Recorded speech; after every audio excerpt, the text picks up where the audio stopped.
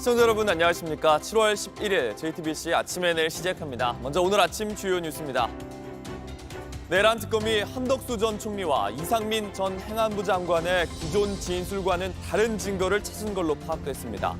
계엄 관련 문건들을 잘 몰랐다는 두 사람이 계엄 국무회의 후 관련 문건들을 살피는 장면이 당시 CCTV에 담겼습니다. 김건희 특검이 삼부토건 주가 조작 사건과 관련해 삼부토건의 전현직 회장을 불러 조사했습니다. 특검은 삼부토건 전현직 임원들에 대한 조사를 마치는 대로 구속영장 청구 여부를 결정할 걸로 알려졌습니다. VIP 경로설의 실체 의혹에 수사를 집중하고 있는 최상병 특검팀이 이시원 당시 공직기강 비서관이 최상병 사건 회수에 직접 개입한 정황을 확보한 걸로 파악됐습니다. 국방부와 국가안보실을 압수수색해 관련 자료들도 확보했습니다. 내년도 최저임금이 시간당 1,320원으로 결정됐습니다. 올해보다 2.9% 올랐지만 역대 정부와 비교해보면 IMF 이후로 가장 낮습니다. 내란의 정점, 윤석열 전 대통령을 구속한 특검팀은 내란의 밤에 무슨 일이 있었는지 퍼즐을 맞추고 있습니다. 계엄 선포 직전 국무회의 상황이 담긴 CCTV를 분석한 특검팀은 한덕수 전 총리와 이상민 전 행정안전부 장관의 거짓말을 파악한 걸로 확인됐습니다. 윤 전 대통령에게는 오늘 오후 출석해서 조사를 받으라고 통보했습니다. 송지혜 기자입니다. 한덕수 전 총리는 줄곧 계엄 선포문을 받은 줄도 몰랐다는 취지로 주장해왔습니다.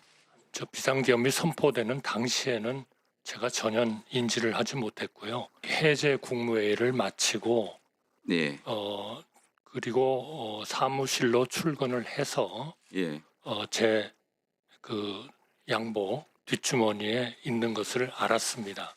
하지만 특검이 확보한 대접견실 CCTV 영상에는 한 전 총리가 다른 국무위원들 자리에 놓여 있는 계엄 문건뿐 아니라 접견실에 남아있던 문건까지 하나하나 모두 챙겨 나오는 장면이 담겨 있는 것으로 파악됐습니다. 한 전 총리는 특검 조사에서 이런 사실을 말하지 않다가 CCTV가 제시되자 뒤늦게 진술을 바꾼 것으로 파악됐습니다. 가지고 나온 문서들 중 나머지 서류들은 필요 없어서 버렸고 계엄 선포문 2장 중 1장은 강희구 전 부속실장에게 줬다는 취지로 번복한 겁니다. JTBC 등 언론사에 대한 단전 단수 문건을 전달받고 소방청장에게 관련 지시를 한 혐의를 받는 이상민 전 장관. 이 문건을 멀리서 봤다고 주장했습니다. 제가 대통령실에서 종이 쪽지 몇 개를 좀 멀리서 이렇게 본 게 있습니다. 그런데 그 쪽지 중에는 소방청 단전 단수 이런 내용이. 하지만 CCTV에는 이 전 장관이 대접견실에 한 전 총리와 마지막까지 남아 3장짜리 문건을 보여주면서 대화하는 모습까지 담겼습니다. 특검은 이 중에 언론사 단전 단수 문건이 있을 걸로 의심하고 있습니다. 한편 특검은 윤 전 대통령에게 오늘 오후 2시 출석하라고 통보했습니다. JTBC 송지혜입니다. 다시 구속된 윤 전 대통령은 어제 새벽 정식 구치소 입소 절차를 거쳤습니다. 신체 검사를 받고 머그샷도 촬영했는데 수용 번호는 3617입니다. 작은 선풍기만 있는 2평짜리 독방에서 머무르게 됩니다. 배양진 기자입니다. 어제 다시 구속된 윤석열 전 대통령의 수용 번호가 3617로 결정됐습니다. 박근혜 전 대통령의 수용 번호는 503, 이명박 전 대통령은 716이었습니다. 윤 전 대통령은 오늘 신체 검사와 머그샷 촬영 등 정식 구치소 입소 절차를 거쳐 일반 수용동의 2평대 독방에 수감된 걸로 알려졌습니다. 구속된 역대 대통령들이 썼던 3평대 방에 비해 좁은데 구치소 과밀 수용 문제 탓인 걸로 보입니다. 일반 수용동 방엔 에어컨이 없고 선풍기만 있습니다. 바람 세기는 1에서 4단까지 조절 가능하고 화재 예방을 위해 1시간당 10분씩은 꺼집니다. 윤 대통령이 머무는 방엔 관물대, TV, 책상 겸 밥상, 식기, 변기가 있는 걸로 전해졌습니다. TV는 KBS 1, SBS, MBC, EBS 1 등 4개 채널의 녹화 방송과 일부 시간대에 생방송을 시청할 수 있습니다. 침대 없이 바닥에 이불 등을 깔고 수면하는 형태로 바닥엔 난방용 열선이 깔려 있습니다. 목욕과 운동 등은 공용 시설을 사용하게 되는데 전직 대통령 신분을 감안해 다른 수용자와 동선이 겹치지 않도록 조율될 걸로 전해졌습니다. 윤 전 대통령의 이날 구치소 점심 메뉴는 된장찌개, 달걀찜, 오이 양파무침, 배추김치였고 저녁 메뉴는 콩나물국, 고추장 불고기, 고추, 쌈장, 배추김치였습니다. JTBC 배양진입니다. 삼부토건 주가 조작 사건과 김건희 여사의 관련성을 수사하고 있는 특검이 어제 삼부토건의 전 현직 회장을 동시에 불러 조사했습니다. 이틀 뒤엔 삼부토건의 전 부회장 이모 씨를 소환할 계획인데 주가를 부풀리는 데 깊숙이 개입한 핵심 인물로 꼽힙니다. 박현주 기자입니다. 김건희 특검팀은 삼부토건 조성옥 전 회장과 이일준 현 회장을 같은 시각에 소환했습니다. 이종호 전 대표와 어떤 관계이신가요? 나하고 관계도 없는 사람들이에요. 삼부토건의 우크라이나 포럼 참석 경위가 뭔가요? 회사를 위해서 대표가 추진했던 걸로 알고 있습니다. 특검은 삼부토건이 사업 추진 의사나 능력이 없는데도 우크라이나 재건 사업에 참여할 것처럼 속여 주가를 띄우고 부당이익을 챙긴 것으로 보고 있습니다. 특히 윤석열 전 대통령 부부가 우크라이나를 방문한 2023년 7월 주가가 정점을 찍은 것에 주목하고 있습니다. 압수수색 일주일 만에 삼부토건의 가장 윗선까지 조사한 특검은 오는 13일 그림자 실세로 불리는 이모 전 부회장을 조사합니다. 저는 웰바이오텍의 이 회장이라고 합니다. 안녕하십니까. 주가 조작 관련 범죄를 저지른 적이 있는 이 전 부회장은 우크라이나 재건 사업 관련 MOU를 주도한 인물로 지목되어 왔습니다. 특검은 삼부토건 전현직 임원들에 대한 조사를 마치는 대로 구속영장 청구 여부를 결정할 것으로 알려졌습니다. JTBC 박현주입니다. 최상병 사건의 초동 수사 결과에 VIP가 경로했다는 VIP 경로설. 이 수사에 외압이 있었다는 의혹을 더욱 짙게 만들었습니다. 특검팀이 대통령실의 전 공직기강 비서관이 최상병 사건 회수에 직접 개입한 정황을 확보한 걸로 파악됐습니다. 국방부와 국가안보실도 압수수색했습니다. 박사라 기자입니다. 지난 2023년 8월 2일 이모 당시 경찰청 국가수사본부 강력범죄수사과장은 대통령실에 파견돼 있던 박모 경정으로부터 전화를 받았습니다. JTBC 취재 결과 박 경정은 이 전 과장에게 이시원 당시 공직기강 비서관의 이름을 언급하며 이 비서관이 최상병 순직 사건 초동수사 기록 반환을 검토해보라고 했다고 말한 것으로 파악됐습니다. 이에 이 전 과장은 사건 기록을 해병대 수사단으로부터 넘겨받은 상태였던 경북경찰청 수사부장에게 연락했고 이후 사건 회수가 이뤄졌다는 겁니다. 이 전 과장은 최근 최상병 사건 외압 의혹을 수사하는 이명현 특검팀에 출석해 이같이 진술한 걸로 확인됐습니다. 당시 반환 연락을 받은 경북청 수사부장은 아직 정식 접수가 되지 않은 상태라 사건 반환이 아닌 회수로 하기로 정리했다고 특검에 설명했습니다. 앞서 윤석열 전 대통령이 해병대 수사단이 임성근 전 사단장을 혐의자로 적시한 초동수사 보고를 받고 경로한 뒤 대통령실이 개입해 사건 회수가 불법적으로 이뤄졌다는 의혹이 제기되었습니다. 이 전 비서관은 당일 국방부, 대통령실과 수차례 통화해 회수에 개입한 핵심 통로로 지목되었지만 관련 추궁이 나올 때마다 침묵으로 일관했습니다. 이시원 지형은 대답해 보세요. 특검법안의 수사 대상이 되는 사안과 관련해서 이미 고발이 되어서 현재 공수처가 한창 수사 중에 있습니다. 대답을 못하겠다. 네. 이후 이 전 비서관이 실제 사건 회수에 개입한 정황이 관련자 입을 통해 처음으로 나온 겁니다. 특검팀은 최근 이 전 비서관을 출국 금지 조치했고 이어 이종섭 전 국방부 장관 자택과 국방부, 국가안보실 등 10여 곳에 대한 압수수색에 나섰습니다. JTBC 박사라입니다. 초등학교 방과 후 교육 늘봄학교에서 극우 역사관을 주입하려 했다는 의혹을 받는 리박스쿨을 상대로 어제 국회 청문회가 열렸습니다. 이 청문회에서 사업을 선정하는 데에도 윤석열 정부 대통령실의 압력이 있었던 담당 공무원의 폭로가 나왔습니다. 이희정 기자입니다. 극우 성향의 늘봄학교 강사를 양성했다는 논란에 휩싸인 리박스쿨. 윤석열 정부 시절이던 지난해 초 늘봄학교 시범 사업이 시작됐는데 당시 대통령실이 교육부에 압력을 행사했다는 증언이 나왔습니다. 글로리 사회적 협동조합을 챙겨달라는 요구가 있었습니다. 그게 늘봄학교 주관기관으로 선정을 하는 압력으로 느끼셨죠? 솔직히 말씀하세요. 압력으로 느꼈습니다. 대통령실로부터 연락받았습니다. 글로리 사업적 협동조합은 리박스쿨 손효숙 대표가 이사장으로 있는 단체입니다. 사업 공모 심사를 앞두고 이곳이 사업을 맡을 수 있게 대통령실이 직접 나섰다는 겁니다. 당시 사업 공모에선 탈락했지만 철저한 조사가 필요하다는 지적이 나왔습니다. 이런 가운데 손 대표는 여당 의원들이 과거 극우 활동을 집중 질타하자 자신은 역사를 왜곡하지 않았다고 주장했습니다. 본인이 했던 행동들이 극우가 아니라고 생각하십니까? 예, 저는 대한민국의 역사적 정통성 그리고 자유민주주의의 손 대표는 2023년에도 전두환 명예회복 TF 활동 등을 한 걸로 알려졌는데 청문회에서도 전 씨를 감쌌습니다. 수많은 무고한 국민들을 학살하는 게 애국이냐고요. 그것이 전두환의 공입니까? 수많은 국민을 학살했는지 그 부분에 대해서는 제가 그렇게 판단하기가 어렵습니다. 그러면서 리박스쿨 협력단체 간부들이 윤석열 전 대통령을 위한 백골단을 조직한 사실과 관련해 백골단이 뭐가 문제가 있느냐고 반문했습니다.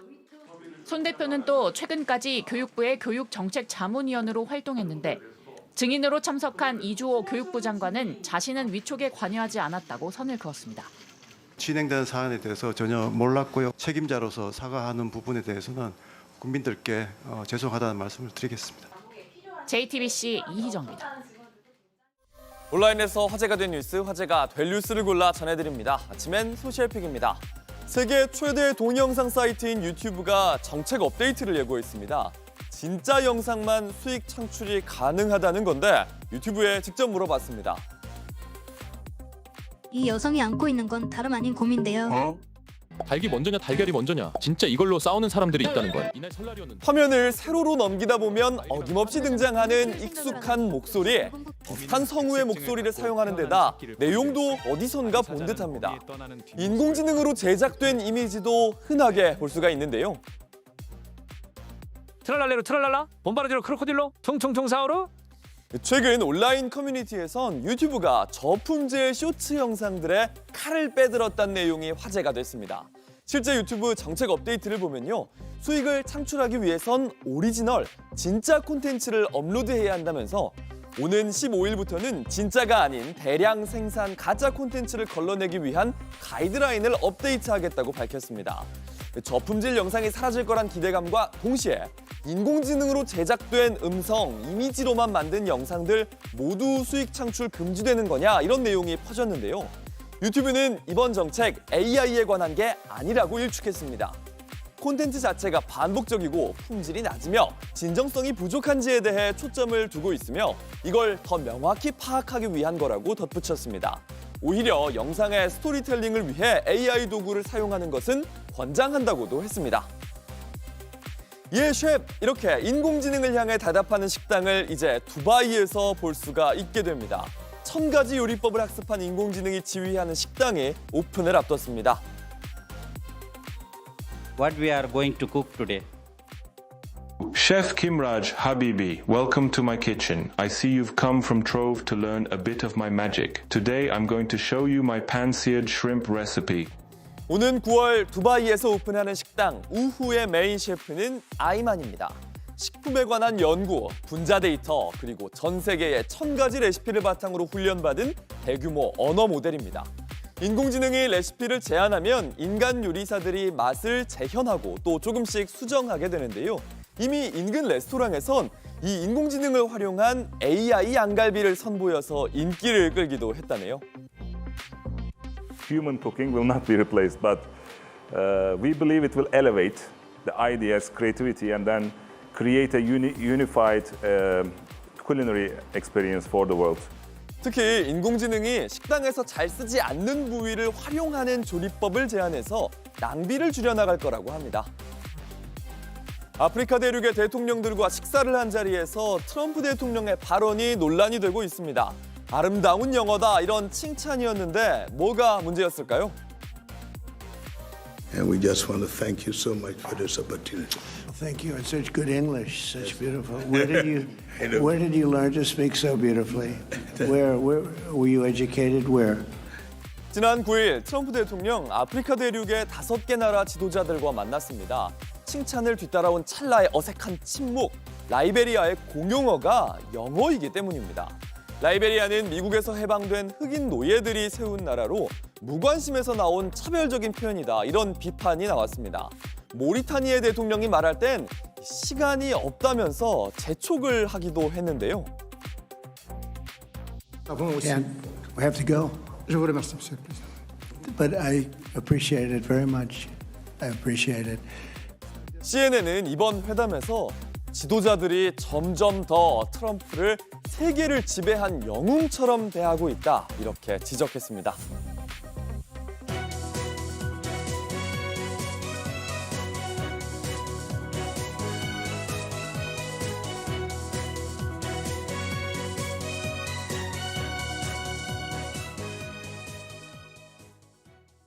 내년 최저임금이 올해보다 290원 오른 시간당 1,320원으로 결정됐습니다. 새 정부가 들어선 첫 해로 따져보면 IMF 이후 가장 낮은 수준의 인상입니다. 민주노총은 반발하면서 회의 도중에 퇴장했습니다. 하예빈 기자입니다. 최저임금위원회가 어젯밤 내년 최저임금을 시간당 1,320원으로 합의했습니다. 앞서 공익위원들은 물가 상승률과 경제 성장 전망치 등을 고려해 최저임금 상하한선을 제시했습니다. 노동계와 경영계 의견이 좁혀지지 않고 있으니 되도록 정해진 구간 내에서 정하라는 겁니다. 이 구간 내에서 정하지 못하면 표결 처리하는데 노사와 공익위원들이 합의를 통해 최종 결정을 내린 건 17년 만에 처음입니다. 최종안인 1,320원은 제시된 상하한선 중앙값에도 조금 미치지 못하는 수준입니다. 지난해보다 시급 290원, 월급 기준으로는 6만 원 정도 오른 건데 인상률로 따지면 윤석열 정부보다도 2.1%가 낮습니다. 역대 정부 출범 첫 해 인상률과 비교하면 IMF 시기 이후 최저 수준입니다. 민주노총 소속 근로자위원들은 반발하며 회의 도중 퇴장했고 공익위원들을 향해 사퇴하라고 했습니다. 노동자들은 이를 내도 실제 임금은 하락하는 현실에 분노하며 불안한 삶을 살고 있습니다. 윤석열 내란 정권의 반노동 저임금 정책을 답습하고 있는 공익위원들의 태도에 분노합니다. 합의에 참여한 한국노총 소속 근로자위원들 역시 기대를 충족하지 못했다면서 정부가 대책을 마련해야 한다고 했습니다. 사용자 측에 편파적으로 유리하게 나온 상황에서 한국노총이 할 수 있는 최선은 여기까지였습니다. 오늘 최저임금 인상으로 부족한 부분은 이재명 정부의 숙제로 남았습니다. 경영계는 갈등이 많았다면서도 대승적인 차원에서 어려운 결정을 내린 거라고 했습니다. 경기 침체로 인한 자영업자와 소상공인의 인건비 부담을 고려한 결정이지만 당초 노동계 요구에 비해 인상률이 큰 폭으로 낮아진 만큼 반발은 계속될 걸로 보입니다. JTBC 하혜비입니다. 어제 서울 낮의 최고 기온은 36도를 넘었고 주말까지 이런 더위가 계속될 걸로 보입니다. 지금까지의 더위는 그나마 고온 건조했는데 이달 말엔 고온 다습, 더 지독한 폭염이 올 걸로 보입니다. 박상욱 기자입니다. 한낮 찜통더위 속 시장, 손님 대신 열기만 가득합니다. 물방울을 뿜어내는 선풍기가 곳곳에 있지만 더위를 식히진 못했습니다. 너무 덥다 보니까 사람들 자체가 아예 안 나와요. 수산물이 상하지 않게 냉장 좌판의 온도는 최저로 낮췄습니다. 서울은 36도의 가마솥 더위가 이어졌습니다. 공원엔 지나는 사람을 거의 볼 수 없을 정도였습니다. 다만 같은 서울이라고 똑같이 달궈진 건 아니었습니다. 양천구와 영등포구, 금천구 등 서남권과 송파구는 37도 안팎까지 오른 반면 서대문구와 종로구는 34도에 머물렀습니다. 이후 서남권은 새벽 2, 3시가 지나서야 겨우 30도 아래로 떨어졌고 서대문구와 종로구는 3도 안팎으로 기온이 더 낮았습니다. 기온 차이를 가른 건 산림이나 녹지 등 도시숲의 여부였습니다. 도시숲은 한낮 기온을 3에서 최대 7도까지 끌어내렸습니다. 도시계획에서 숲이나 녹지 또 바람길에 대한 고려 없이 고층 건물만을 밀집시키게 되면은 그 지역의 기온이 오르면서 주민들의 건강에도 악영향을 줄 수 있습니다. 지금의 불볕더위는 주말까지 계속될 걸로 전망됩니다. 티베트 고기압과 북태평양 고기압이 두 겹으로 한반도를 덮은 상태에서 뜨거운 동풍이 계속 유입되기 때문입니다. 다음 주엔 두 기단이 잠시 떨어지면서 기온이 낮아질 수는 있지만 폭염특보는 유지될 걸로 보입니다. 이후 7월 하순엔 지금보다 더 독한 폭염이 올 걸로 예상됩니다. JTBC 박상욱입니다. 전반기를 마친 프로야구에선 한화가 1위 독주를 굳혔습니다. 이미 순위가 결정됐지만 마지막 경기에서도 독수리는 끝내기 역전으로 6연승을 달렸습니다.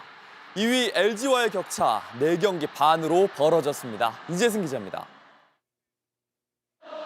한화의 전반기 마지막 경기 독수리가 제대로 날아올랐습니다. 기아에 2대1로 뒤진 9회 말 투아웃 말루 리베라토가 밀어내기 볼넷을 골라 동점을 만듭니다. 곧이어 문현빈이 10번째 공까지 가는 승부 끝에 우전 안타로 대역전극에 마침표를 찍습니다. 한화는 기아와의 3연전을 모두 쓸어담고 6연승으로 전반기를 마무리했습니다. 끝까지 응원해 주신 덕분에 제가 또 역전을 할 수 있었던 것 같습니다. 후반기에도 정규 시즌 1등 할 수 있도록 계속해서 최선을 다하는 모습 보여드리도록 하겠습니다. 경기 중반까지는 기아의 흐름이었습니다. 선발 황준서가 6과 3분의 1 이닝 동안 1실점으로 호투했지만 타선이 막혔습니다. 5회에는 대주자로 나선 유로결이 3루 베이스에서 발을 뗀 채 코치와 이야기하다 황당한 견제사도 당했습니다. 하지만 끝내 경기를 뒤집으며 올 시즌 전반기 선두의 진면목을 드러냈습니다. 한화의 전력 자체가 향상됐고 선수들도 이기는 습관을 들이면서 흐름을 제대로 탔습니다. 2위 LG와의 격차를 4경기 반으로 벌리며 1위 독주 채비를 갖췄습니다.